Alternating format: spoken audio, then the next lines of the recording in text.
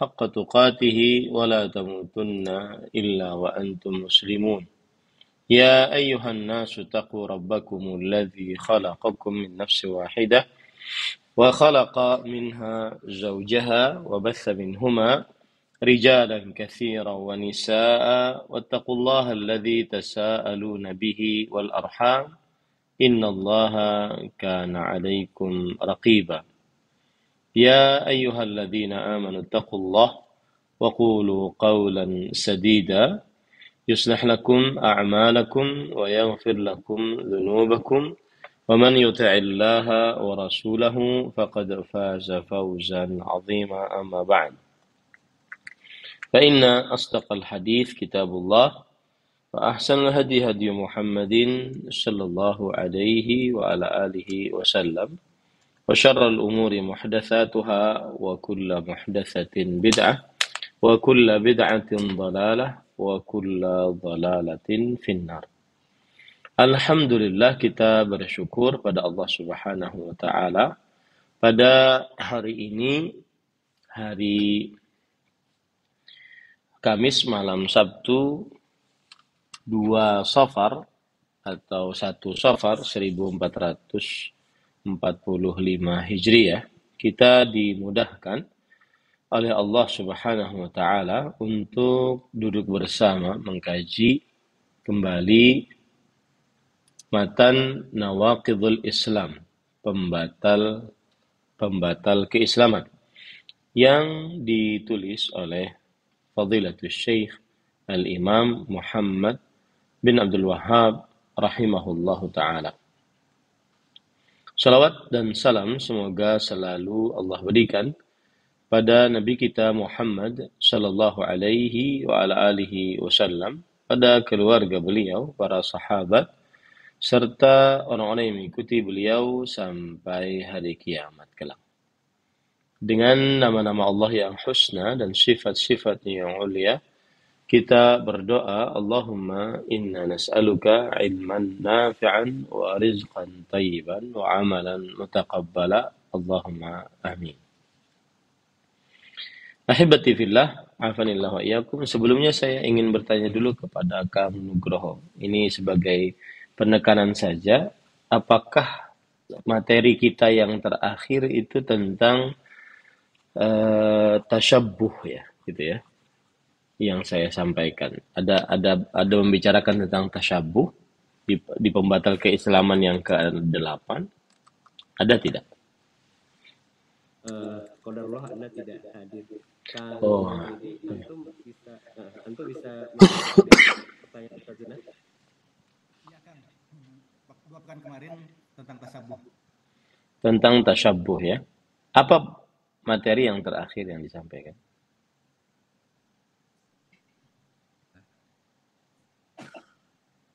Persisnya saya ini, tapi yaitu meniru kebiasaan dan syiar mereka. Baik. Ada pembagian tasyabbuh? Belum Ustaz, itu belum. Oke. Saya mohon izin ya, ini kan tertulis pembatal keislaman yang ke-9. Saya mohon izin untuk membahas tentang tasyabbuh ya. Karena tasyabbuh adalah perkara yang penting yang kita harus bahas. Baik. Para ikhwan yang dirahmati oleh Allah Subhanahu wa taala, termasuk pembicaraan sebelumnya, saya ingin mengingatkan bahwa kita masih di dalam pembatal keislaman yang ke-8, yaitu penulis Al-Imam Muhammad bin Abdul Wahhab rahimahullah ta'ala berkata, mudaharatul musyrikin wa mu'awanatuhum 'alal muslimin. Wad dalilu qauluhu ta'ala, wa man yatawallahu minkum fa innahu minhum. Innallaha la yahdil qaumadh dhalimin.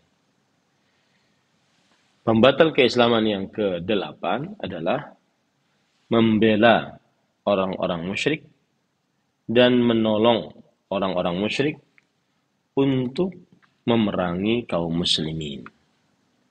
Dalil yang dipakai adalah surat Al-Maidah ayat 51. Allah Subhanahu wa taala berfirman, dan siapa saja dari kalian yang berpaling kepada mereka, maka sesungguhnya ia adalah dari bagian mereka. Sesungguhnya Allah Subhanahu wa taala tidak memberi petunjuk kepada orang-orang yang zalim. Nah, pada pertemuan sebelumnya kita sudah membahas permasalahan yang pertama, makna dari pembatal keislaman yang ke-8 ini. Ini sudah kita bahas. Kemudian permasalahan yang kedua adalah yang dimaksud dengan membela orang-orang kafir. Apa yang dimaksud dengan membela orang-orang kafir? Di situ saya sebutkan satu, an-nusrah wa ta'yid 'alal muslimin. Membela, memberi pertolongan orang-orang kafir untuk memerangi kaum muslimin. Yang kedua, mahabbatul kuffar wa mawaddatuhum. Mencintai dan kasih sayang terhadap orang-orang kafir. Kemudian yang ketiga, tasyabbuh bil kuffar. Nah, ini dia. Menyerupakan diri dengan orang-orang kafir. Kemudian yang keempat adalah diam dan bersatu dengan orang-orang kafir dalam perihal tempat tinggal. Karena pilihan dia ingin tinggal bersama dengan orang-orang kafir. Yang kelima adalah mendirikan seminar-seminar ataupun pertemuan-pertemuan, baik itu secara nasional ataupun internasional, untuk menetapkan wahdatul adyan, penyatuan agama. Untuk menetapkan penyatuan agama. Nah, ini adalah bentuk dari membela, memberikan pertolongan kepada orang-orang kafir dan memerangi kaum muslimin. Kemudian permasalahan yang ketiga, nah ini yang saya bahas ya. Permasalahan yang ketiga adalah hukum yang berkaitan dengan penyerupaan diri dengan orang-orang kafir. Penyerupaan diri dengan orang-orang kafir. Maka kita ingin bahas agak panjang dalam permasalahan ini, sehingga bisa benar-benar mengetahui bagaimana sebenarnya duduk perkara menyerupakan diri dengan orang-orang kafir. Poin pertama adalah definisi tasyabbuh. Menyerupakan diri dalam bahasa Arab namanya tasyabbaha ya tasyabbahu. Dan tasyabbuh asalnya dari kata syabbaha yushabbihu, shin ba ha. Dan ini menunjukkan kepada tasyabuhu syai' wa tasyakuluhu launan wa wasfan. Artinya sesuatu yang menyerupakan dengan sesuatu, menyesuaikan dengan sesuatu, baik secara warna atau secara sifat. Nah, itu arti tasyabbuh secara bahasa. Disebutkan oleh Ibnu Faris dalam kitab Maqayisil Lughah. Kemudian di dalam kitab Al-Mawsu'ah Al-Fiqhiyah Al-Kuwaitiyah, ensiklopedia fikih dari negeri Kuwait, bahwa tasyabbuh adalah masdar, kata predikat dari tasyabbaha, dari kata kerja tasyabbaha. Nah, sedangkan artinya adalah idza takallafa an yakuna mislahu. Jika dia berusaha untuk menjadi seperti yang dia serupakan. Dia ada usaha gitu ya untuk menjadi yang dia serupakan. Taib. Sekarang apa arti tasyabbuh secara istilah syariat? kita ambil dari perkataan para ulama rahimahumullah, di antaranya Syekh Dr. Nasir Al-Aql hafizahullah ta'ala. هو مماثلة الكافرين بشتى أصنافهم في عقائدهم أو عبادتهم أو عاداتهم أو في أنماط السلوك التي هي من خصائصهم.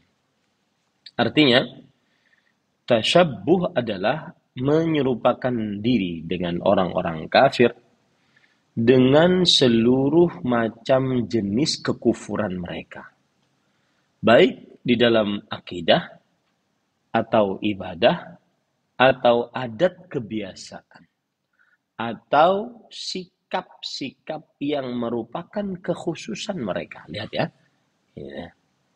yaitu menyerupakan diri dengan orang-orang kafir dengan seluruh jenis dan kelompok-kelompok kekufuran mereka.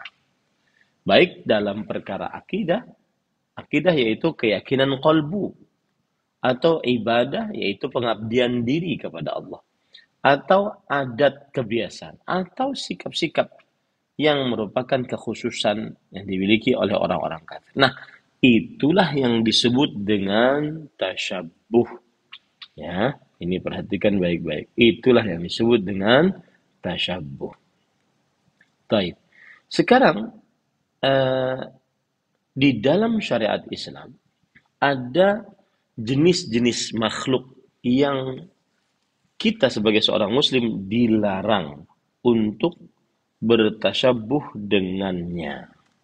Ya, kita sebagai seorang muslim dilarang untuk bertasyabbuh dengannya. Yang pertama, orang kafir. Bagaimana yang sudah kita sebutkan.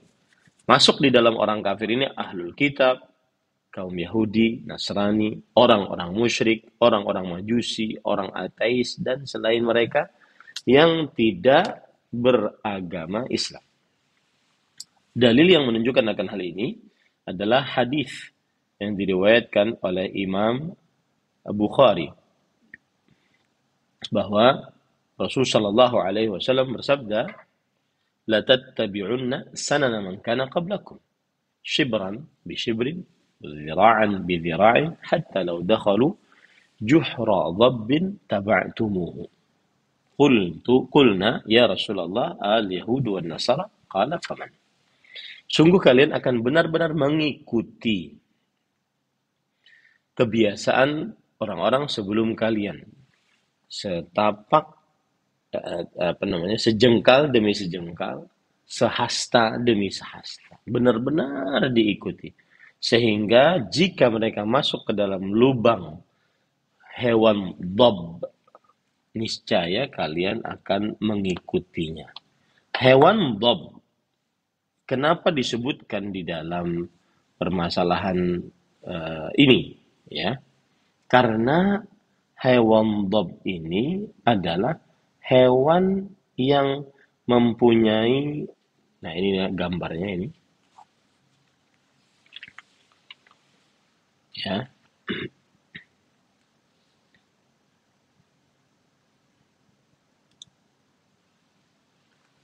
Seperti biawak ya Ustaz ya? Ya, seperti biawak.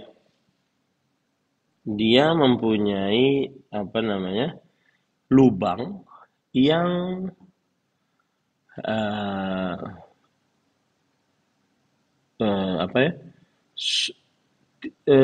sarangnya itu, lubangnya itu berkelok-kelok gitu. Jadi tidak ada manfaat dari lubang yang berkelok-kelok itu. Nah, di sini subhanallah ya, syariat Islam itu luar biasa. Rasul Shallallahu Alaihi Wasallam ketika mengabarkan itu bahwa beliau sampai menyebutkan bahwa orang kaum muslimin akan masuk ke dalam lubang dhab, mengikuti orang-orang sebelum mereka dalam rangka bertasyabbuh. Artinya apa? Tidak ada manfaat di belakang itu, tetap diikuti. Nah, itu dia. Sampai yang kotor, yang buruk, ya, yang tidak ada manfaatnya, mendatangkan keburukan, diikuti oleh mereka. Nah, ini perumpamaan yang sangat luar biasa dari Rasul Sallallahu Alaihi Wasallam. Kemudian para sahabat bertanya, apakah mereka kaum Yahudi dan Nasrani wahai Rasulullah? Kata Rasulullah SAW, kalau bukan mereka siapa lagi? Nah, ini jenis pertama yang seorang muslim dilarang untuk menyerupakan diri dengan mereka, yaitu orang-orang kafir. Jenis yang kedua adalah syaitan. Syaitan sebagaimana dalam banyak hadis, di antaranya hadis riwayat Muslim, bahwa Rasul Shallallahu Alaihi Wasallam bersabda dari Abdullah bin Umar radhiyallahu anhu, Rasul Shallallahu Alaihi Wasallam bersabda, لا يأكلن أحدكم بشماله ولا يشربن بها فإن الشيطان يأكل بشماله ويشرب بها. Jangan sekali-kali salah seorang di antara kalian makan dengan tangan kirinya dan juga minum dengan tangan kirinya. Karena sesungguhnya syaitan makan dan minum dengan tangan kirinya. Syekhul Islam Ibn Taimiyah rahimahullah dalam kitab beliau Iqtida' as-Sirat al-Mustaqim, beliau mengatakan, فَإِنَّهُ صلى الله عليه وسلم علل النهي عن الأكل والشرب بالشمال بأن الشيطان يفعل ذلك فعلم أن مخالفة الشيطان أمر مقصود مأمور به ونظائره كثيرة. Artinya, Nabi Muhammad SAW memberikan illat, sebab tentang larangan makan dari dan minum dengan tangan kiri, yaitu karena syaitan melakukan hal itu. Maka dari sini diketahui bahwa menyelisihi syaitan adalah sebuah perkara yang dituntut dan diperintahkan dalam syariat Islam. Dan contohnya sangat banyak, kata Syekhul Islam Ibn Taimiyah rahimahullah. Jadi bukan karena tangan kirinya, tetapi tangan kiri makan dan minum tangan kiri itu karena syaitan yang melakukannya, maka kita harus menjauhinya. Bukan karena hanya sekedar tangan kirinya kotor, bukan. Begitu ya. Kemudian yang ketiga yaitu ahli bid'ah. Sebagaimana dalil yang begitu banyak tentang larangan-larangan menyerupakan diri dengan ahli bid'ah. Seperti misalkan di dalam kitab As-Sunnah yang ditulis oleh Syekh Abdullah bin Ahmad bin Hanbal, anaknya Imam Ahmad. Beliau meriwayatkan dengan sanadnya sampai kepada Abu Qilabah rahimahullah. Abu Qilabah seorang tabi'i. Beliau berkata, "Iyyakum wa ashabal khusumat.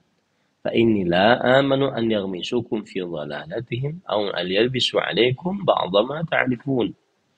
Jauhi oleh kalian orang-orang yang senantiasa ingin berdebat, di antaranya para ahli bid'ah. Karena aku tidak menjamin mereka akan menjerumuskan kalian ke dalam kesesatan mereka. Atau aku tidak menjamin mereka akan mencampurkan kepada kalian apa yang telah mereka ketahui dari bid'ah-bid'ah tersebut. Kemudian yang selanjutnya, yaitu setelah ahli bid'ah, yang keempat adalah orang fasik, pelaku dosa besar. Sebagaimana perkataan Imam Al-Qurtubi rahimahullah ta'ala, ya, disebutkan dalam kitab Al-Mawsu'ah Al-Fiqhiyah Al-Kuwaitiyah. Imam Al-Qurtubi berkata, "Lau khussa ahlul fusuqi wal mujud bilibasin muni'a libsuhu li ghairihim." Kalau seandainya orang-orang fasik dikhususkan dengan pakaian tertentu, maka terlarang memakai pakaian tersebut untuk selain orang-orang fasik. Faqad yudhannu bihi man la ya'rifu annahu minhum fayudhannu bihi dhanna as-saw. Karena nanti orang yang tidak tahu bahwa itu adalah bukan orang fasik, maka bisa dikira karena memakai pakaian yang sama, bisa dikira dia termasuk orang fasik. Faya'thamu dhannu wal madhnunu fihi bisababil 'auni 'alaihi. Maka orang yang berburuk sangka dan yang dikira itu juga mendapatkan dosa di dalamnya disebabkan karena menolong akan hal tersebut terjadinya buruk sangka. Makanya dari sini kita ambil pelajaran, orang fasik jika diberikan pakaian khusus, maka orang yang tidak fasik tidak boleh memakainya sehingga tidak dikira disangka yang buruk oleh selain orang-orang yang mengetahuinya. Kemudian yang kelima yaitu perempuan menyerupakan diri dengan laki-laki dan kebalikannya. Dan ini termasuk daripada dosa besar sebagaimana disebutkan oleh Imam Az-Zahabi dalam kitabnya Al-Kabair. Berdasarkan hadis yang diriwayatkan oleh Imam Bukhari dari Abdullah bin Abbas radhiyallahu anhu, beliau bercerita, la'anan nabiyyu sallallahu alaihi wasallam al-mukhannithina minar rijal wal mutarajjilati minan nisa. وقال أخرجوه من بيوتكم قال فأخرج النبي صلى الله عليه وسلم فلانا وأخرج عمر فلانا.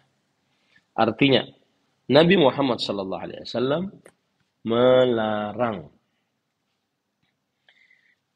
para mukhannas. Mukhannas itu adalah para bencong dari lelaki yang menyerupakan diri dari laki-laki, dan mutarajjilat yaitu para tomboy dari perempuan.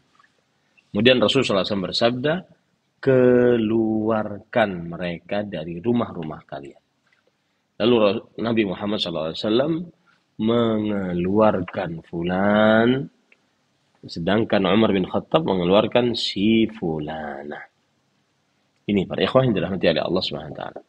Mukhannas di sini adalah seorang lelaki, seorang makhluk berkelamin lelaki, tetapi dia menyerupakan diri dengan perempuan. Menyerupakan diri dengan perempuan ada dua macam. Ada yang memang Allah memberikan ujian kepada seseorang. Dia condong ke situ, lemah gemulai, jalannya juga seperti perempuan, gaya-gayanya juga seperti perempuan. Tetapi dia kemaluannya laki-laki, maka dia laki-laki. Wajib menjadi laki-laki. Haram dia berkata Allah salah meletakkan rongga tubuh ini ke diri saya. Haram. Karena Allah memberikan ujian kepada manusia sesuai dengan hikmahnya. Nah, gitu. Nah, ada yang lebih parah daripada itu. Laki tulen, gitu ya. Tidak ada sama sekali gemulai-gemulainya, tetapi dia menyerupakan diri dengan laki-laki. Nah, ini waria. Ya, wanita, pria. Ya, kalau tadi mukhannas beda, memang ada kecondongan. Bahkan nanti ada mukhannas muskil dalam bahasa fikih ya. Yaitu dia kecondongan kepada perempuan tetapi kemaluannya dua. Nah, ini muskil. Ada farjinya, ada zakarnya.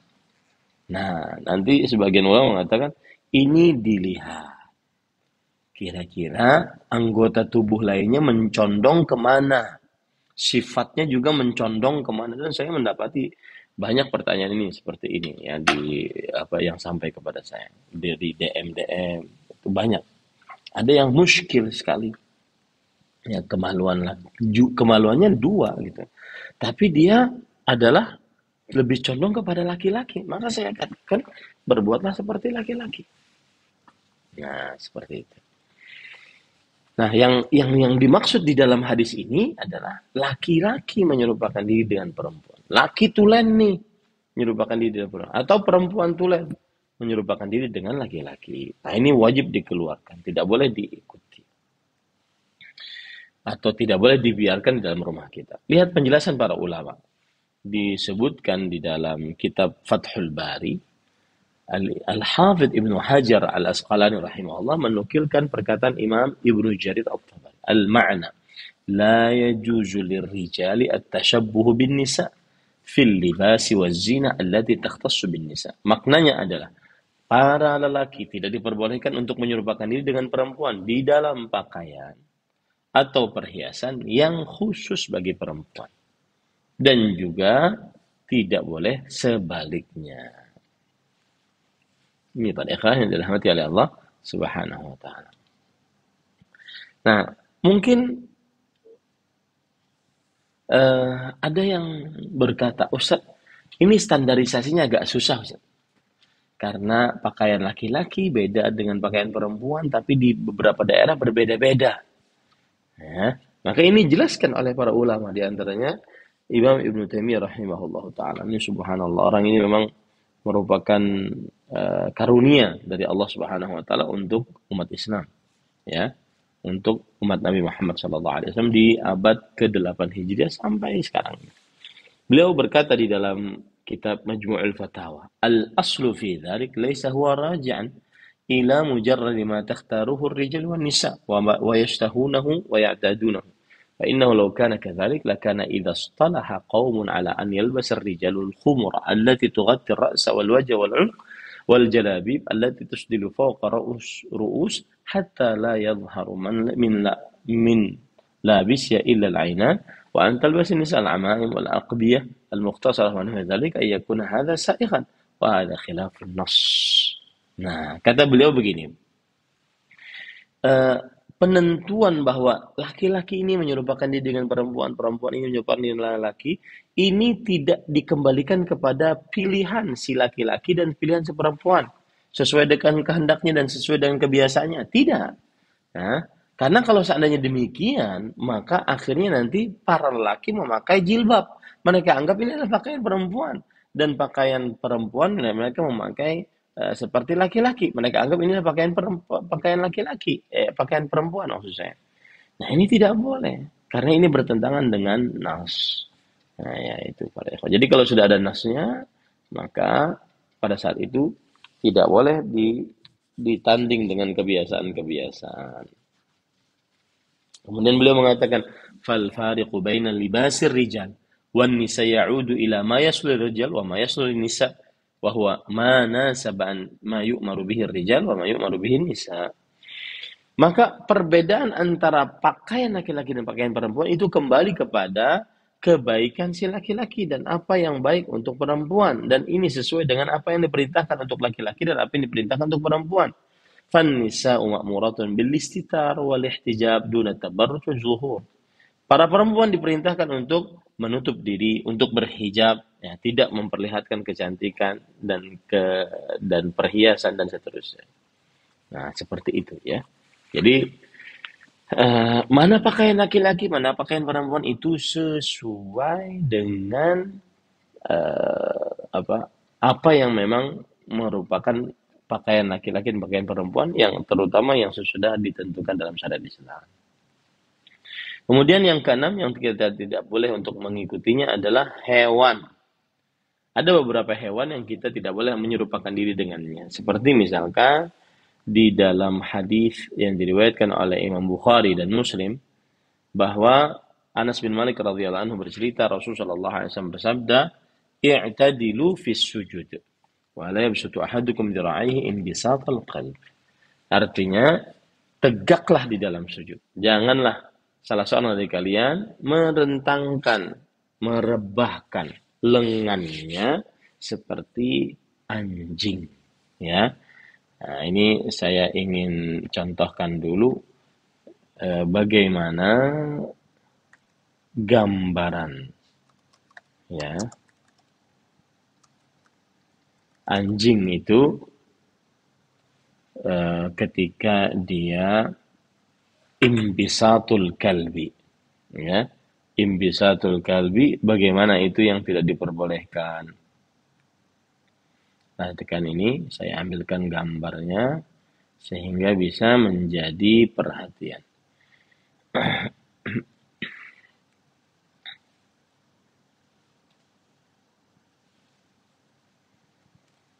Baik, ini dia.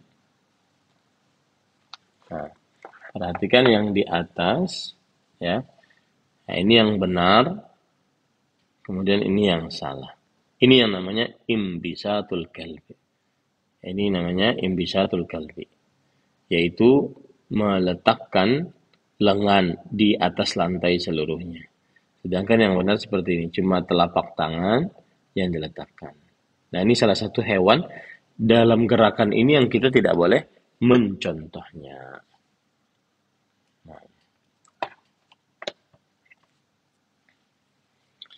Kemudian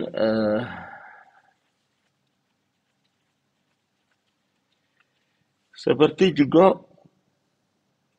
dalam hadis riwayat Imam Ahmad dan yang lainnya dari Abdurrahman bin Shibl radhiyallahu anhu. Rasul sallallahu alaihi wasallam naha an thalathin an naqratil ghurab wa iftirashi as-sab' yuwattina ar-rajulu al-muqama wa an yuwattina ar-rajulu al-maqama lis-salah kama yuwattil al-bahir. Seseorang dilarang oleh Rasulullah SAW untuk naqratil ghurab. Kalau lagi sholatnya seperti burung gagak mematuk makanannya. Kemudian yang kedua, rebahannya binatang buas. Kalau sedang dia duduk, maka jangan seperti itu ketika sujud, ya. Kemudian yang ketiga adalah seseorang mengambil tempat dan mengaplingnya sehingga orang lain tidak bisa sholat di dalamnya.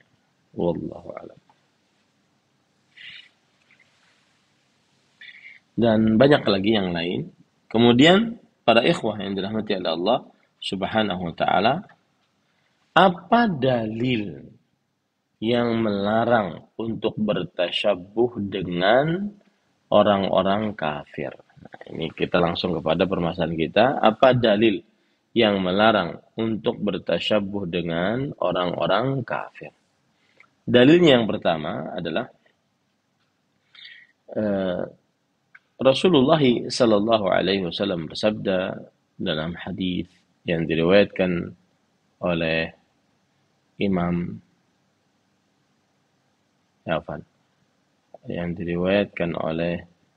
Bukhari dan Muslim dari Abu Hurairah radhiyallahu anhu, innal yahuda la yasbighun fakhalifuhum. Sesungguhnya kaum Yahudi mereka tidak mengecat rambut mereka, maka selisilah mereka. Lihat di sini Syekhul Islam Ibnu Taimiyah rahimahullah taala menjelaskan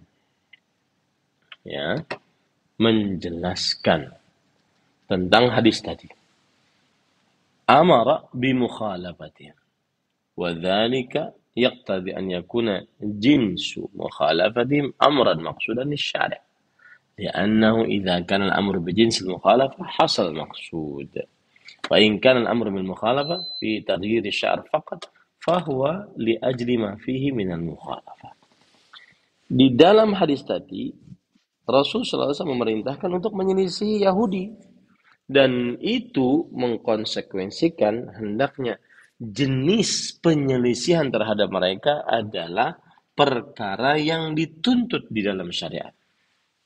Karena jika perintah jenisnya menyelisihi orang-orang Yahudi, maka sudah terlaksana. Jadi walaupun hanya urusan mengecat rambut, tetapi di dalamnya adalah terjadi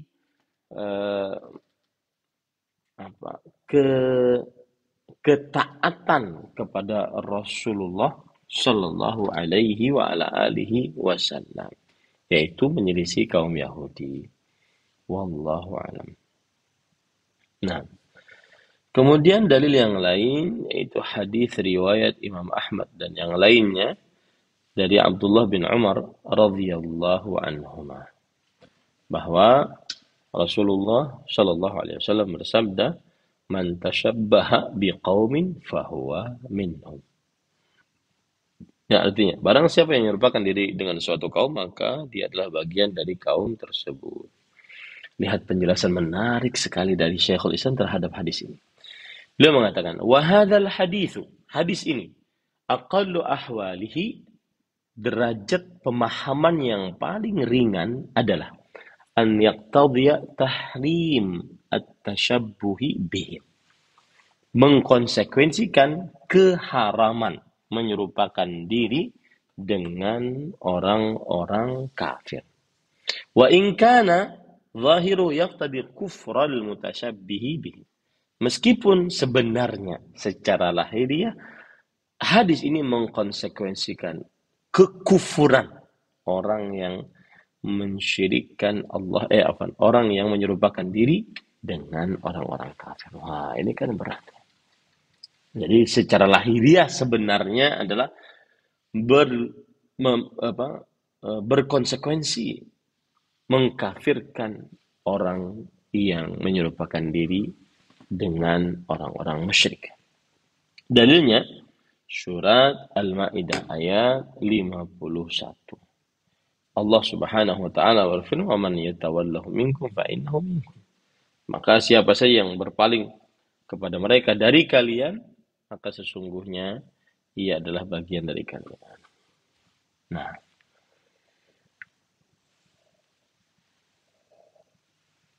adapun dalil dari Al-Quran, sangat banyak. Ya, kita tidak perlu masuk ke situ, sangat banyak. Tetapi, pada yang dirahmati Allah, dalil-dalil tentang diharamkannya merupakan diri dengan orang-orang kafir itu bermacam-macam bentuknya. Ya, ada dalil dari Al-Quran, ada dalil dari hadis dari Rasul Sallallahu Alaihi Wasallam dan larangan menyerupakan diri dengan orang-orang kafir secara larangan yang tegas tanpa menyebutkan sebab. Ya, ada dalil-dalil dari hadis Rasul Sallallahu Alaihi Wasallam yang memerintahkan untuk menjauhi perkara atau malah menjauhi larangan atau mengerjakan sebuah perkara karena di dalamnya terdapat penyelisihan terhadap orang-orang kafir. Dan seterusnya seperti itu ya. Nah, kemudian para ikhwah yang dirahmati oleh Allah Subhanahu wa taala, hikmah dari menyerupakan diri dengan orang-orang kafir. Saya ulangi, hikmah dari dilarangnya menyerupakan diri dengan orang-orang kafir.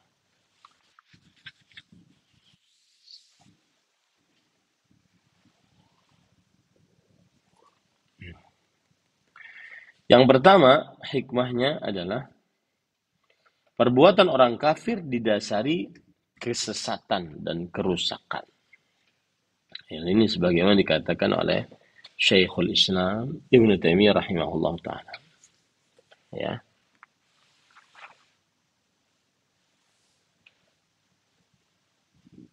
Jadi, kenapa kita tidak diperbolehkan menyerupakan diri dengan orang-orang kafir? Karena terdapat perbuatan mereka itu didasari dengan kesesatan dan kerusakan.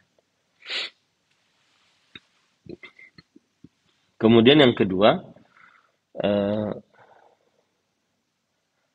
hikmah dari larangan bertasyabuh terhadap orang-orang kafir adalah berarti dengan kita menjauhi orang-orang kafir, tidak menyerupai dengan orang-orang kafir, maka kita bisa merealisasikan diri bahwa memang kita menyelisihi orang-orang kafir. Bahwa kita memang menyelisihi orang-orang kafir. Lihat penjelasan dari Syekhul Islam Taimiyah. Inna nafsal mukhalafah lahum fil hadi dhahir maslahatun wa manfaatun ibadillahil mu'minin. Sesungguhnya penyelisihan terhadap orang-orang kafir di dalam perkara pakaian ataupun di dalam perkara lahiriah dan batiniah, maka ini di dalamnya terdapat manfaat bagi hamba-hamba Allah. Ya, manfaat bagi hamba-hamba Allah Subhanahu wa taala. Dan tujibul muba'adah al-a'mali ahli jahim, menyebabkan menjauhi dari perbuatan orang-orang penghuni neraka. Hikmah yang ketiga, tasyabuh dengan orang kafir memasukkan diri ke dalam penyamaan dengan mereka. Dan ini terlarang, kita tidak boleh menyamakan diri dengan mereka. Nah, kemudian ada perkara menarik, kata beliau begini. Innal musyarakah fil hadi adh-dhahir turithu tanasuban wa tashakulan bainal mutasyabihain. Sesungguhnya menyerupakan diri di dalam perkara lahiriah, pakaian misalkan, maka ini mewariskan ya kesesuaian, kesamaan antara dua yang ingin disandingkan. Nah, ini tidak benar, ikhwan yang dirahmati oleh Allah Subhanahu wa taala. Kemudian hikmah yang keempat adalah merealisasikan akidah wala dan bara. Orang kalau sudah tidak menyerupai diri dengan orang-orang kafir, berarti dia sedang merealisasikan akidah berlepas diri dari kekufuran dan pelaku-pelakunya. Wala berlepas loyal terhadap Islam dan kaum muslimin, bara berlepas diri dari kekufuran dan orang-orang kafir. Nah, itu dengan cara apa? Menyelisihi orang-orang kafir. Dan itu hikmahnya. Imam Ibnu Taimiyah rahimahullah berkata, "Innal mukhalafah fil hadi adh-dhahir tujibu mubayanah, wa mufaraqatun tujibu al-inqita' an mujibatil ghadab wa asbabil dhalal." Yang artinya sesungguhnya penyelisihan diri terhadap orang-orang kafir dalam perkara hal yang lahiriah ini mengkonsekuensikan mubayanah, yaitu berbedanya antara orang Islam dengan orang kafir. Tapi kalau seandainya menyerupakan itu berarti tidak ada perbedaan dan itu tidak bisa terrealisasikan akidah wala dan baraknya dengan maksimal.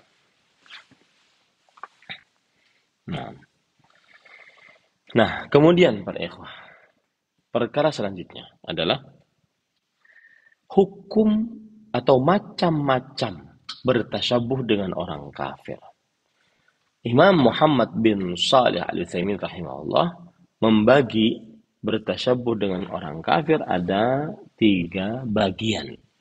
Yang pertama, menyerupakan diri dengan orang-orang kafir dalam perkara ibadat. Maka ini tidak diperbolehkan muslim manapun untuk menyerupakan diri dengan mereka di dalam ibadah-ibadah mereka. Dan tidak boleh menyerupakan diri dalam ibadah-ibadah mereka. Maka ini sesungguhnya adalah perkara yang sangat besar, berat. Ya. Itu yang pertama. Yang kedua, yaitu adat kebiasaan. Menyerupakan diri dalam perkara adat kebiasaan.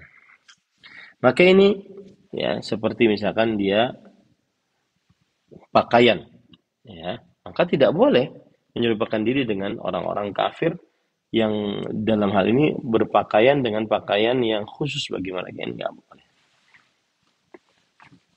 Kemudian juga yang ketiga adalah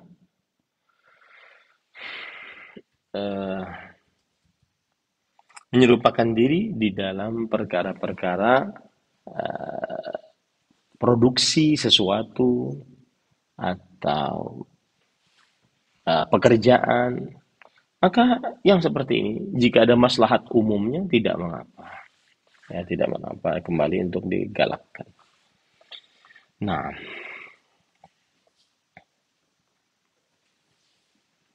baik, itu dulu pada ikhwan yang dirahmati oleh Allah Subhanahu wa taala tentang perkara tasyabbuh, ya. Nah, sekarang kalau kita perhatikan pembatal keislaman yang ke-9. Kita masuk ya. Pembatal keislaman yang ke-9 masih ada waktu sekitar 10 menit. Insyaallah cukup ini. Berkata al-Imam Muhammad bin Abdul Wahhab rahimahullah, "Man i'taqada anna ba'dhan nas yas'u al-khuruj an syari'ati Muhammadin sallallahu alaihi wasallam kama wasi'a al-Khadir al-khuruj an syari'ati Musa alaihi salam fa huwa kafir." Siapa saja yang meyakini bahwa sebagian manusia dia berkelapangan untuk keluar dari syariat Nabi Muhammad sallallahu alaihi wasallam sebagaimana Khadir alaihissalam berkelapangan untuk keluar dari syariat Nabi Musa alaihissalam. Maka yang berkeyakinan seperti ini adalah kafir. Yang berkeyakinan seperti ini adalah kafir. Baik. Permasalahan pertama, makna dari pembatal keislaman ini. Allah Subhanahu wa taala mengutus Nabi Muhammad sallallahu alaihi wasallam untuk seluruh manusia. Ya. Dan risalah beliau umum, mengandung apa saja sebelumnya dari risalah-risalah yang ada. Maka tidak ada seorang pun untuk keluar dari mengikuti risalah ini, yaitu Nabi Muhammad SAW.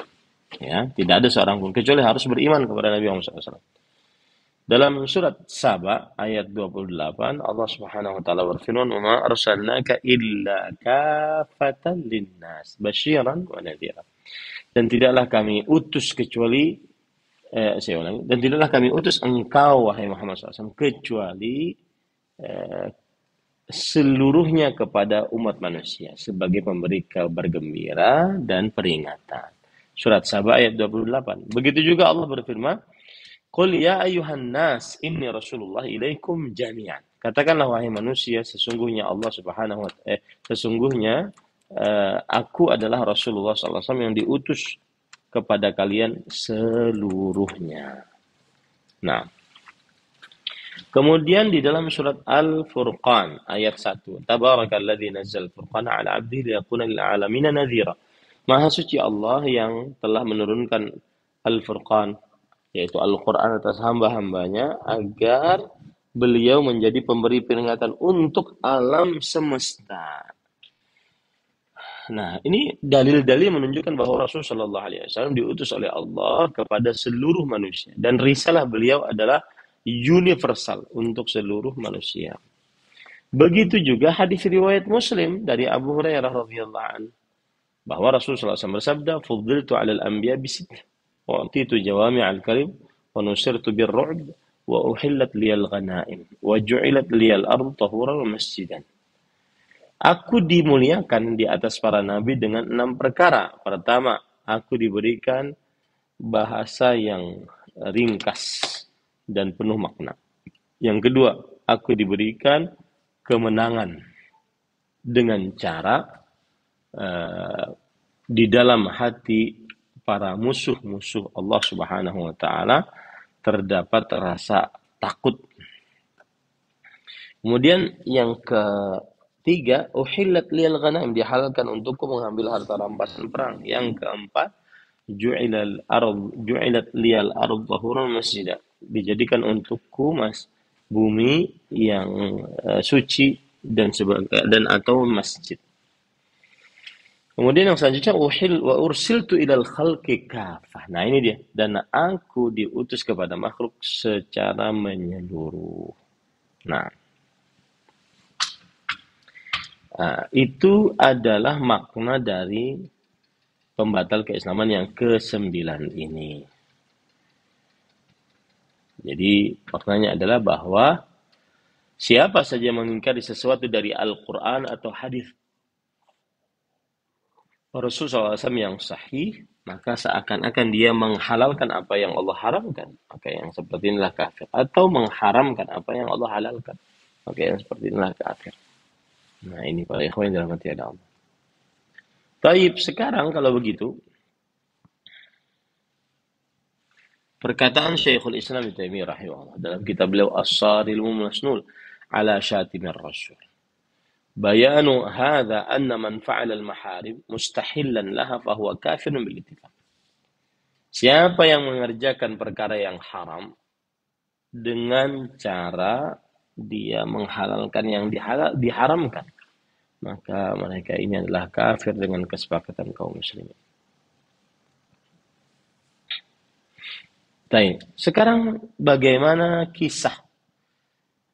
Ada sebagian orang mengatakan boleh tidak mengikuti syariat Nabi Muhammad SAW.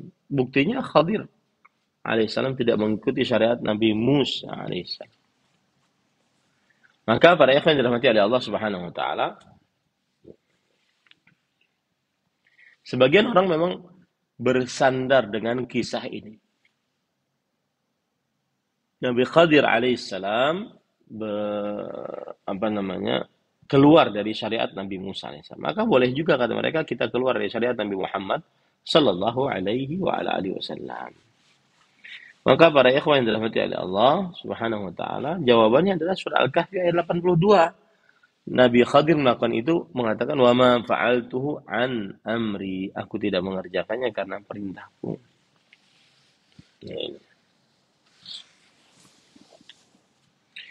Taib.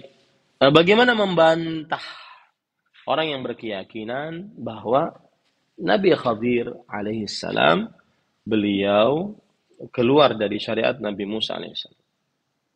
Maka jawabannya yang pertama, Nabi Musa alaihissalam diutus untuk Bani Israel dan tidak diutus kepada Nabi Khadir alaihissalam. Yang kedua adalah apa yang dilakukan oleh Khadir tidak menyelisihi syariat Nabi Musa alaihissalam. Jadi Nabi Musa alaihissalam beliau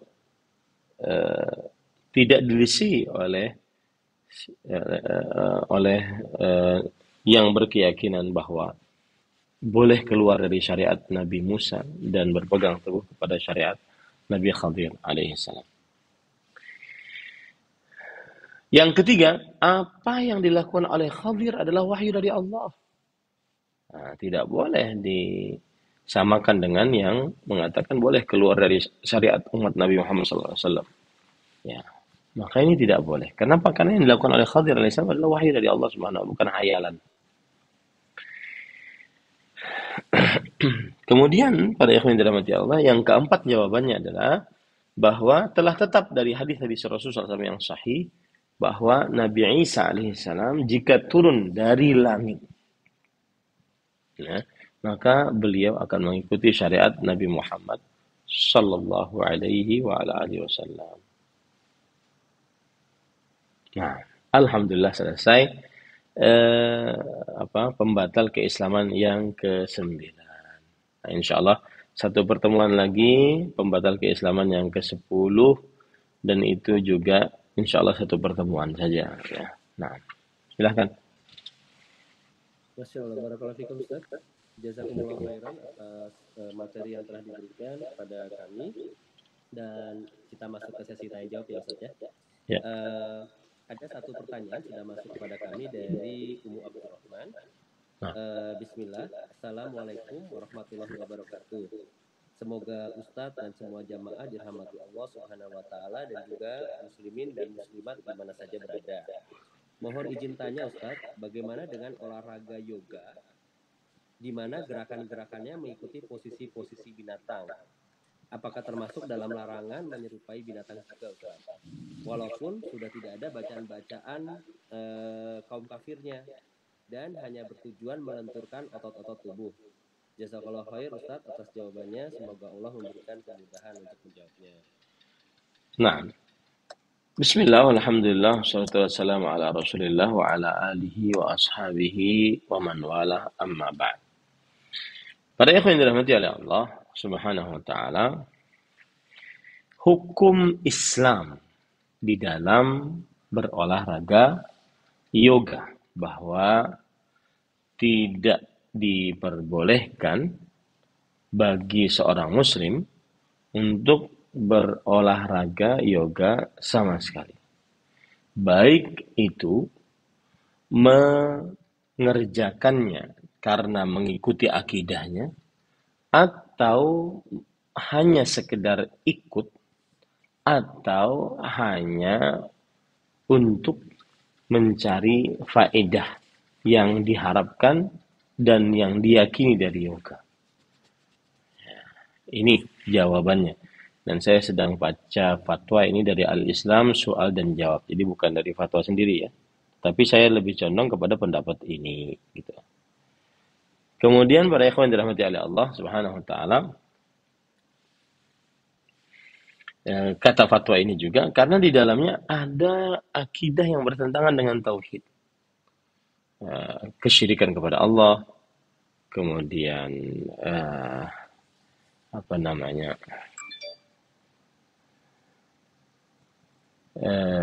ada sujud kepada matahari, kemudian mengulang-ulang namanya, ya. Dan Allah Subhanahu wa taala berfirman, "Qul innama umirtu an a'budallaha wa la usyriku bihi syai'an." Katakanlah, sesungguhnya aku diperintahkan untuk beribadah kepada Allah dan tidak mensyirikkan Allah dengan sesuatu apapun. Yang kedua adalah di dalamnya terdapat penyerupaan diri kepada orang-orang yang menyembah kepada selain Allah Subhanahu wa taala, terutama kepada berhala. Yang ketiga adalah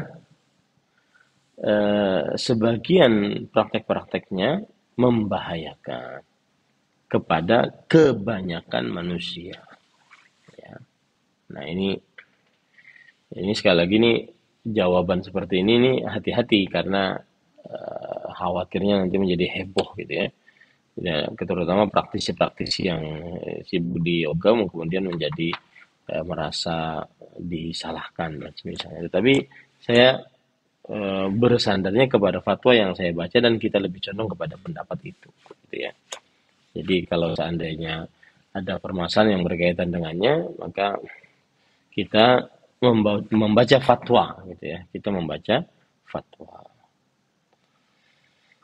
Nah, Alhamdulillah, jazakumullah khairan Ustaz atas penjelasannya. Semoga jelas bagi kita semua ya pada umumnya. Baik, sebelum kita lanjutkan pertanyaan berikutnya, Ikhwan fillah wa akhwati fiddin, Bapak dan Ibu bisa bertanya kepada Ustadz melalui dua cara. Pertama adalah raise hand, sehingga bisa langsung bertanya kepada Ustadz Zuna. Kedua adalah dengan menuliskan pertanyaan di kolom chat, ya, yang insya Allah nanti akan kita bacakan apabila waktunya masih mencukupi. Baik, di sini sudah ada yang akan bertanya langsung Ustadz.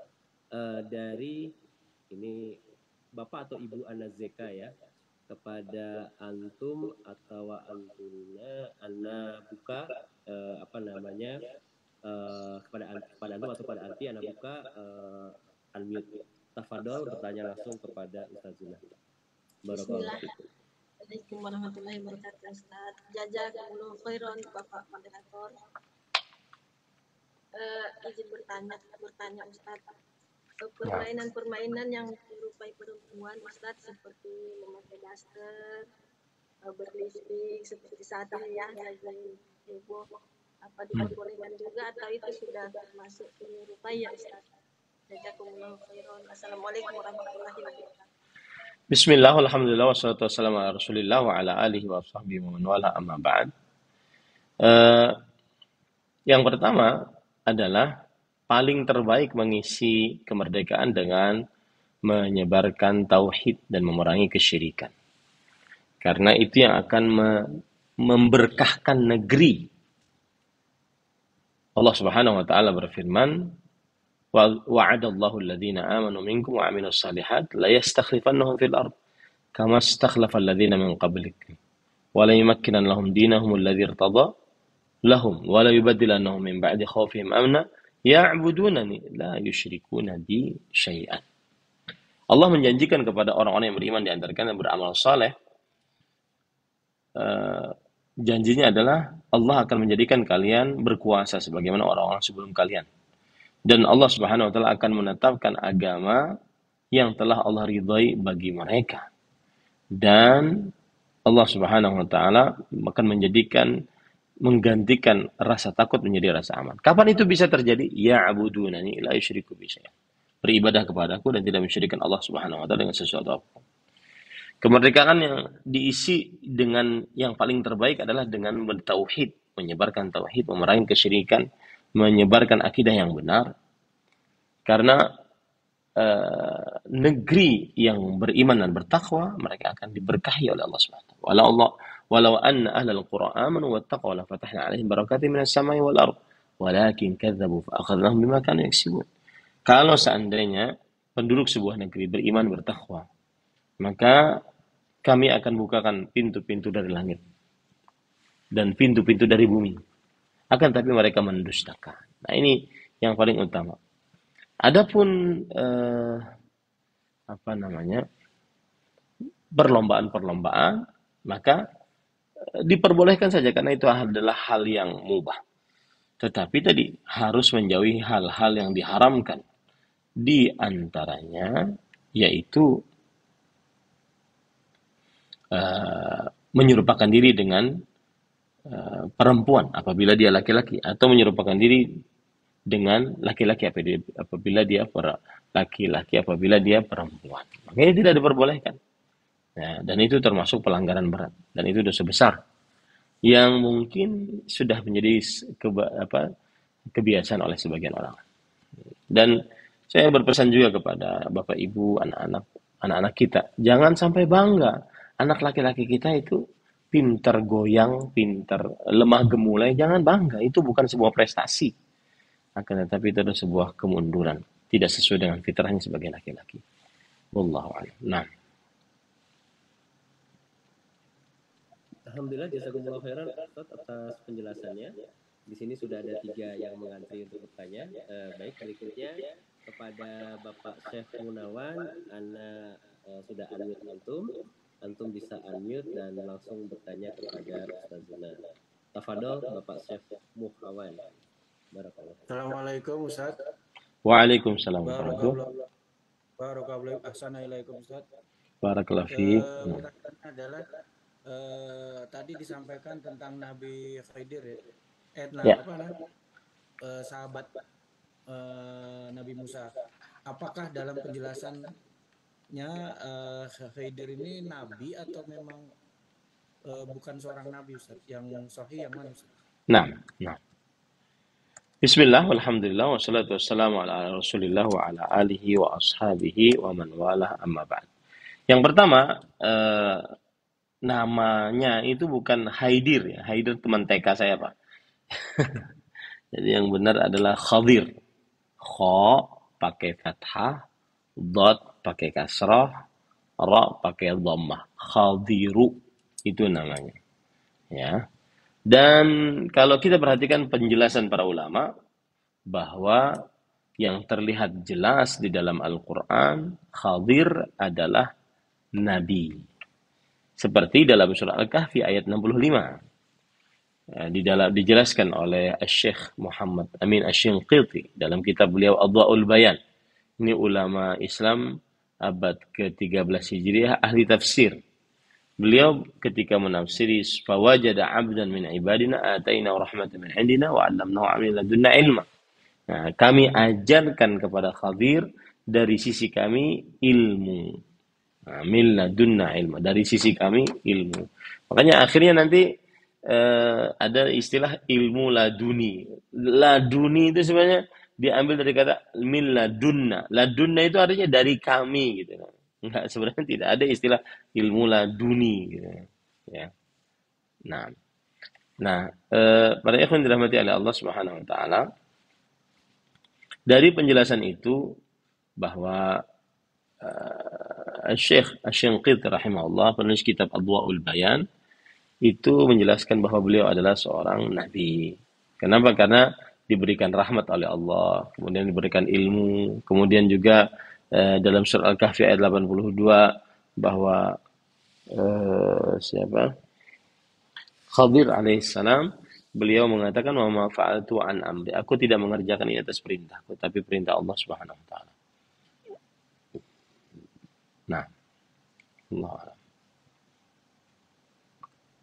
Barakallahu fikum Ustaz, jazakumullah khairan atas penjelasannya. Semoga jelas bagi Bapak penanya.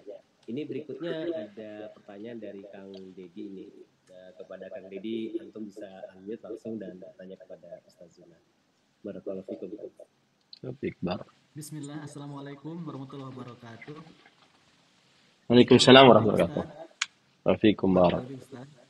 Wafikum barak. Terima kasih Kang Nugroho. Ustadz, saya langsung bertanya saja tentang tasabuh. Bulan Desember itu banyak sekali tasabuh di sekitar kita, terutama di dunia mungkin pertokoan Ustadz ya. Terutama yang paling sering saya lihat itu topi kerucut warna merah putih Ustadz. Nah, pertanyaan saya yang pertama, apakah hukum seperti itu? Apa hukumnya? Kemudian yang kedua, seandainya kita karena tidak punya kemampuan kemudian membiarkan itu terjadi, apa hukum yang terkena ke kita Ustadz? Terima kasih Ustadz. Bismillah, alhamdulillah, wassalatu wassalamu ala rasulillah wa ala alihi wa sahbihi wa wala amat. Sebenarnya kalau bertanya hukum, Kang Dedi sudah tahu. Karena sudah dijelaskan barusan. Gitu ya. Bahwa yang seperti itu adalah diharamkan. Kan pengertian tasyabbuh adalah mumatsalatul kuffar bisyatta asnafihim. Menyerupakan, memisalkan diri dengan orang-orang kafir dengan segala macam sekte kekufuran mereka, baik dalam perkara akidah, ibadah, ataupun pakaian atau sikap. Nah, ini kan sudah dipelajari, sebenarnya sudah bisa jawab. Baik, pertanyaan yang kedua adalah, kalau kita diam saja, Ustaz, nggak bisa melakukan amar ma'ruf nahi mungkar karena keterbatasan kita, maka jawabannya yang paling ringan adalah membenci dengan qalbu. Sebagaimana hadis Rasulullah SAW, bahwa man ra'a minkum munkaran falyughayyirhu bi yadihi, fa in lam yastati' fa bi qalbihi, fa in lam yastati' fa bi lisanihi, fa in lam yastati' fa bi qalbihi, wa dzalika adhaful iman. Siapa di antara kalian yang melihat sebuah kemungkaran, maka hendaklah dia merubah dengan tangannya. Kalau tidak sanggup, maka dengan lisannya. Kalau tidak sanggup, dengan qalbunya, dan itulah sama lemah iman. Wallahu a'lam. Nah, Alhamdulillah, jazakumullah khairan Ustaz. Semoga jelas bagi Kang Dedi ya. Insya Allah. Kemudian berikutnya dari senior kami lagi nih Ustaz, Kang Eka Syakir. Tafadhol Kang, antum nah. bisa unmute dan masuk saja kepada Ustazullah. Siap Kang Eka, senior. Senior. Assalamualaikum warahmatullahi wabarakatuh. Waalaikumsalam warahmatullahi wabarakatuh. Ini Ustaz sebenarnya ada sedikit yang agak mengganjal karena tadi Ustaz tasyabbuh. Beberapa tahun lalu itu anak tuh dapat info dalam satu jamaah kajian, katanya kalau menghadiri kajian sebaiknya tidak menggunakan celana panjang gitu. Nah itu sebetulnya sekarang Anda belum dapat jawabannya kenapa, tapi ya ingin menanyakan kepada Ustaz apakah memang ada hal yang perlu diperhatikan buat kami hal ini, karena memang kan dalam keseharian seperti ke kantor, dalam kerjaan di pabrik segala macam ya kita memang menggunakan celana panjang dan ada kadang-kadang di mana baju itu harus dimasukkan ke dalam celana, meskipun kadang-kadang bisa juga dengan kaos yang ditaruh di luar seperti itu. Mungkin secara fikih atau bagaimana butuh masukan dari Ustadz untuk limitasinya kalau ada. Yang kedua, kalau misalnya kita ada teman atau kawannya dari Middle East misalnya yang menggunakan kandura Ustadz, dan juga istrinya kan menggunakan abaya dan lain sebagainya. Tapi ketika mungkin ada training atau seperti itu yang harus dilakukan katakanlah dalam perjalanan ke Eropa segala macam, sehingga dia mungkin agak sedikit berubah baik suami istri penampilannya menyesuaikan dengan kondisi di sana, apakah itu memang juga masuk ke dalam tasyabbuh Ustaz yang diharapkan? Demikian Ustaz. Ya. Jazakumullah khairan. Bismillah, walhamdulillah, wassalatu wassalamu ala rasulillah wa ala alihi wa ashabihi wa man wala amma ba'd. Yang terlarang dari pakaian adalah yang menyerupakan diri dengan pakaian orang-orang kafir atau orang-orang musyrik. Nah, ini jujur saja, pakaian itu dia dinamis tasyabbuhnya. Jadi ada kadang pakaian di sebuah zaman, di sebuah waktu khusus untuk orang kafir. Maka pada saat itu tidak boleh dipakai di zaman itu untuk orang kafir. Sedangkan nanti di zaman yang lain itu pakaian seluruhnya untuk seluruh manusia, nggak terlihat lagi kekhususannya. Di sini sering dijelaskan oleh Syekhul Islam bahwasanya menyelisihinya itu karena proses penyelisihannya, bukan karena ini pakai celana, ini pakai sirwal. Nah, ini kalau dalam bahasa Arab bantolun itu adalah celana yang biasa kita pakai yang seperti ini. Bantolun ini mohon maaf agak gambarnya isbal, tapi bukan itu pembicaraan kita. Bantolun itu ya celana. Nah, nanti ada sirwal. Sirwal itu seperti ini. Nah, dua-duanya ini di sebagian daerah kadang dia sirwal khususnya ya, atau bantolun istilahnya. Itu kebiasaan orang-orang yang hidup di mayoritas kafir. Tetapi dia bukan merupakan kekhususan orang kafir. Nah, pakaian kekhususan orang kafir seperti yang disebutkan tadi oleh Kang Dedi. Seperti misalnya pakaian merah saat bulan Desember dan seterusnya. Ini kekhususan yang dimiliki oleh mereka. Nah, adapun pakaian-pakaian yang ada notabene dipakai Muslim, dipakai tidak juga selain Islam, maka ini tidak mengapa untuk memakainya. Ya, tidak mengapa untuk memakainya. Tidak semua harus seperti dia memakai sirwal seperti yang saya sebutkan tadi. Tidak. Ya. Jadi kalau ada pengajian yang mengatakan bahwa dianjurkan untuk tidak memakai celana, tetapi memakai sarung atau memakai jubah, maka ini terlalu berlebihan. Ya, terlalu berlebihan. Mungkin ustadz yang berdakwah di situ menginginkan bahwa kalaupun pakai celana bantolun istilahnya, maka hendaklah pakai celana yang lebar sehingga tidak terlalu sempit. Sebagaimana sudah kita sebut, sebagaimana yang terjadi dilihat oleh kita di tengah-tengah kita. Nah, itu yang terlarangnya. Karena kalau dia terlalu sempit, akhirnya membentuk aurat, akhirnya sebagian pipi pantatnya terbuka dan seterusnya. Ya, jadi begitu permasalahannya. Nah, adapun kalau dia pergi ke Eropa, kemudian dia berubah, ya yang asalnya mungkin di Arab Saudi dia kerja di sebuah perusahaan minyak misalkan. Ya, kemudian di Eropa di Arab Saudi dia sering pakai jubah dan seterusnya. Bahkan mungkin Allah alam ya beberapa perusahaan apakah memperbolehkan atau tidak ngantor pakai saub, pakai jubah laki-laki gitu. Nah, ini saya nggak tahu apakah diamalkan atau tidak.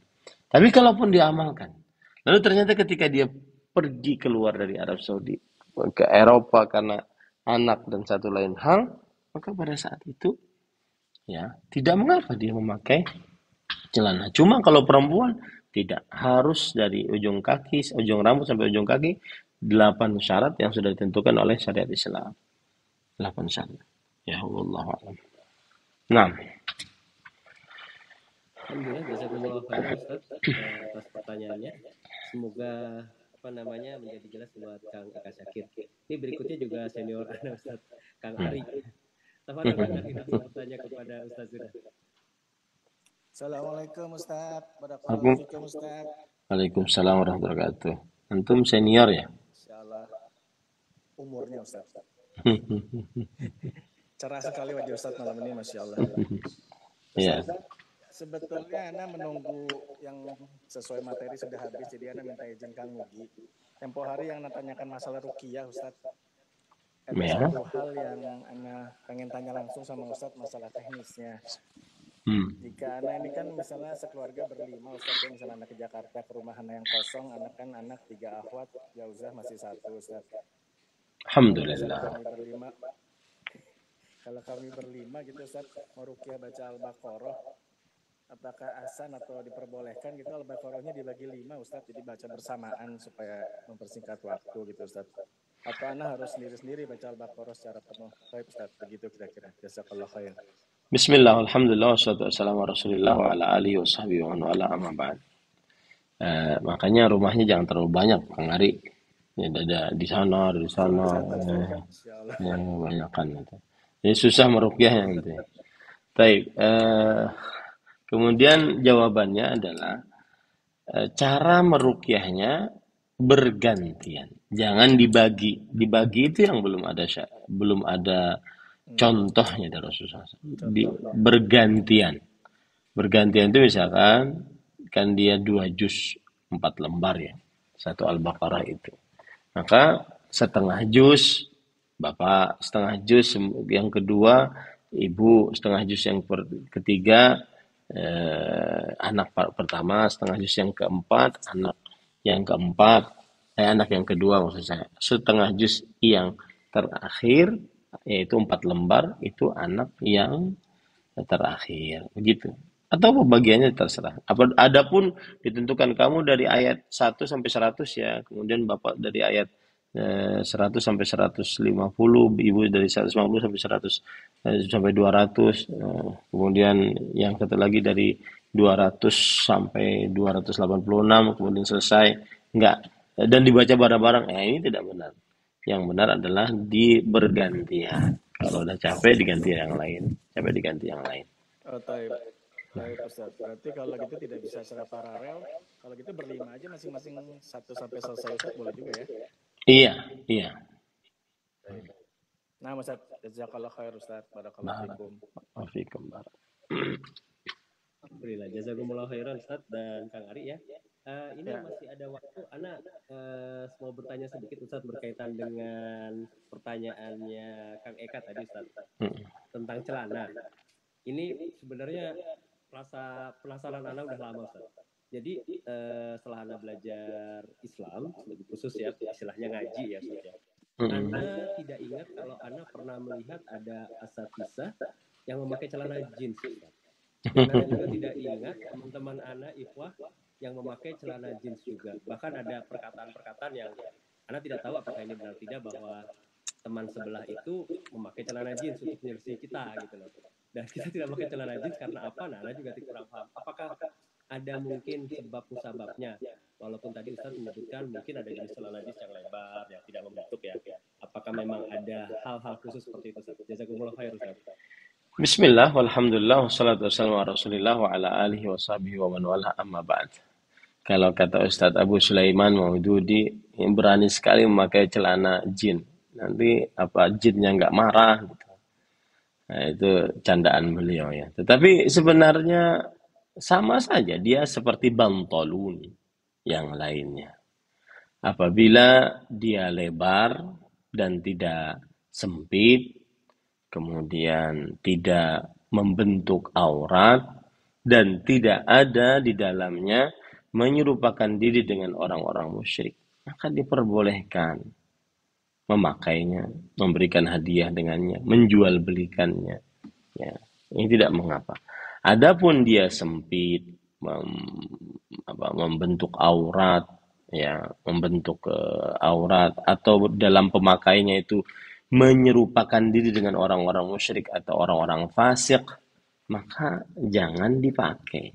Nah, itu yang saya sebutkan tadi. Sebenarnya permasalahan penyerupaan diri ini kadang-kadang dia adalah ada semacam relatif itu hukumnya. Oh, ini sedang dipakai oleh si penyanyi pula nih, dia pakai seperti itu. Nah, jauhi karena dipakai oleh orang-orang fasik. Oh, ini bentuknya seperti itu dan kebetulan dia adalah celana jeans, dia dipakai oleh orang-orang kafir, maka jauhi karena orang-orang kafirnya, bukan karena jeansnya. Nah, begitu yang bisa dipahami. Wallahu a'lam. Nah. Alhamdulillah. Jazakumullah khairan atas penjelasannya Ustaz. Jadi lebih jelas buat kami. Walaupun sudah terlanjur kami buang semua celana jeans. Baik, kita tutup karena tidak ada pertanyaan lagi ya. Mungkin sebelum ditutup, kami memohon kepada Ustadz untuk memberikan nasihat penutup sebelum kita tutup dengan Barakallahu fikum Ustadz. Bismillah, walhamdulillah, wassalatu wassalamu ala rasulillah wa ala alihi wa sahbihi wa man wala amma ba'd. Ada riwayat menarik, terutama kita di akhir zaman, dan begitu banyak hal-hal yang melalaikan manusia, kemudian sedikitnya kawan yang bisa kita saling tolong-menolong untuk melawan hal-hal yang melalaikan tersebut. Dan oleh karena itu harus kita khawatir wafat di atas selain Islam. Harus khawatir. Dan itu yang dikhawatirkan oleh para sahabat, para salafus saleh. Di antaranya disebutkan dalam kitab Al-Muwatta yang tulis oleh Imam Malik, riwayat dari Nafi'. bahwa beliau mendengar Abdullah bin Umar radhiyallahu anhuma ketika di atas sofa beliau berdoa, Allahumma, ya Allah, innaka qulta, sesungguhnya engkau telah mengucapkan, ud'uni astajib lakum. Berdoalah kalian kepadaku, aku pasti kabulkan untuk kalian. Wa innaka la tukhliful mi'ad, dan sesungguhnya engkau ya Allah tidak menyelisihi janji. Wa inni as'aluka kama hadaitanil Islam alla tanzi'ahu minni. Dan aku memohon kepada engkau. Inni as'aluka. Ya, silakan ditulis. Inni as'aluka kama hadaitani, sebagaimana engkau telah memberikan hidayah kepadaku, lil islami, untuk masuk dalam agama Islam. Alla tanzi'ahu minni. Jangan engkau cabut Islam tersebut dariku. Hatta tatawaffani, sampai engkau mewafatkan aku, wa ana muslim, dalam keadaan aku beragama Islam. Nah, ini para ikhwan dirahmati oleh Allah Subhanahu wa taala. Dan yang menarik dari doa ini, para ulama rahimahumullah taala mengatakan doa minta agar tidak dicabut nyawa kecuali dalam keadaan beragama Islam, maka ini adalah mencontoh Nabi Ibrahim, yaitu wajnubni an na'budu wa baniya an na'budu asnam, jauhkanlah aku dan anak keturunanku dari menyembah berhala.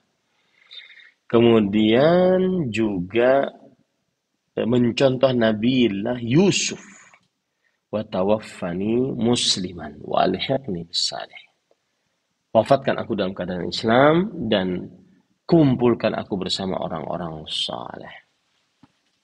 Ibrahim bin Yazid an-Nakhai, la ya'manul fitnah wal istidraj illa maftun.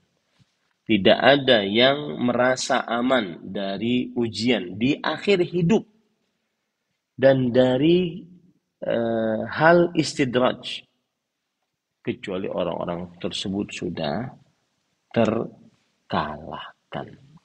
Artinya apa? Apabila ada orang merasa aman dari akhir hidup, ya, kemudian dia merasa aman dengan istidraj yang Allah berikan, dia maksiat tetapi dikasih banyak harta, kemudahan, hidup di dunia oleh Allah Subhanahu wa taala. Tidak ada yang merasa aman seperti ini kecuali orang-orang yang maftun. Ya, kecuali orang-orang yang maftun, artinya orang-orang yang benar-benar celaka.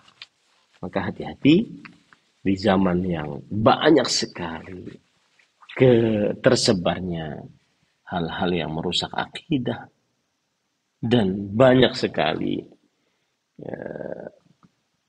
hal-hal yang bisa mengganggu akidah. Tidak ada atau sedikit teman yang bisa bersama-sama berjalan untuk memperjuangkan akidah. Maka pada saat itu berdoalah dengan doa ini, Allahumma inni as'aluka kama hadaitani lil Islam alla tanzi'ahu minni hatta tatawaffani wa ana muslim. Allahumma inni as'aluka kama hadaitani lil Islam alla tanzi'ahu minni hatta tatawaffani wa ana muslim, wallahu a'lam. Nah, Masya Allah, barakallahu fikum Ustaz. Nasihatnya sangat-sangat berguna buat kami para talabul ilmi Ustaz, dan semoga doa tersebut bisa kita selalu terapkan dalam kehidupan kita, dalam setiap sholat kita, di penghujung sholat kita. Semoga Allah Subhanahu wa taala memudahkan. Amin ya rabbal alamin. Dan insya Allah kita akan bertemu lagi dalam taklim pekan depan tanggal 24 Agustus atau 8 Safar. Insya Allah dengan pembatal keislaman yang ke-10. Dan setelahnya mungkin nanti kami memohon nasihat Ustaz untuk kitab yang akan kita bahas Ustaz, yang insya Allah berguna buat kita. Baik, ikhwafillah wa akhwatifiddin, karena waktu juga maka taklim kita harus kita tutup. Mari kita bersama-sama dengan membaca doa kifaratul majelis. Subhanakallahumma wa bihamdika asyhadu alla ilaha illa anta astaghfiruka wa atubu ilaik. Wassalamualaikum warahmatullahi wabarakatuh. Waalaikumsalam warahmatullahi. Izinkan. Jazakallah khairan Ustaz. Barakallahu fiik wa jazakumullah khairan.